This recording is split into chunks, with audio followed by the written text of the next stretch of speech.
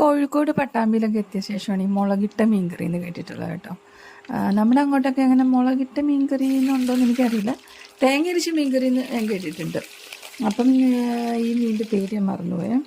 അത് കുറച്ച് മുളകിട്ട മീൻകറി ആക്കാൻ വിചാരിച്ചു. അപ്പം 2-3 ദിവസത്തിന് ഇരിക്കേണ്ട മീൻകറി ആണെങ്കിൽ ഞാൻ മല്ലി ചേർക്കാറില്ല കേട്ടോ.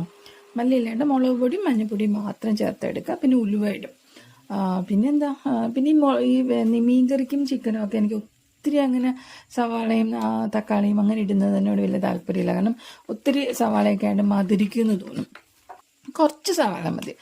ഒരു സവാള ഞാൻ ഇവിടെ എടുത്തിട്ടുള്ളൂ. ഒരു സവാള, പിന്നെ കുറച്ച് ചുവന്നുള്ളി, പിന്നെന്താ ഒരു തക്കാളിയുടെ പകുതി, പിന്നെ 2 പച്ചമുളക്, ഇത്രയും മാത്രമേ ഉള്ളൂ. അതെല്ലാം കൂടെ വഴറ്റി, പിന്നെ ഇഞ്ചിയും വെളുത്തുള്ളിയും എല്ലാം കൂടെ വഴറ്റിയിട്ട് അതിലേക്ക് മഞ്ഞൾപ്പൊടി, ടീസ്പൂൺ മഞ്ഞൾപ്പൊടി, ഒരു 3 ടേബിൾ സ്പൂൺ മുളക് പൊടി ചേർത്തിട്ടുണ്ട്. കാരണം മുളക് പൊടി മാത്രമല്ല നമ്മൾ ഉപയോഗിക്കുന്നുള്ളൂ.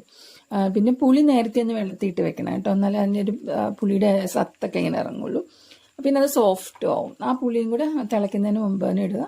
എന്നിട്ട് ഇതെല്ലാം കൂടെ തിളപ്പിക്കുക. എന്നിട്ട് നമ്മൾ കഴുകി നമ്മൾ വെച്ചിരിക്കുന്ന മീൻ അതിലേക്ക് ചേർക്കുക. ഒന്ന് ചുറ്റിച്ച് കൊടുക്കുക. മീനൊക്കെ ഇളക്കുമ്പോൾ അധികമായിട്ട് ഇളക്കരുത്, അത് മീൻ പൊടിഞ്ഞു പോകും.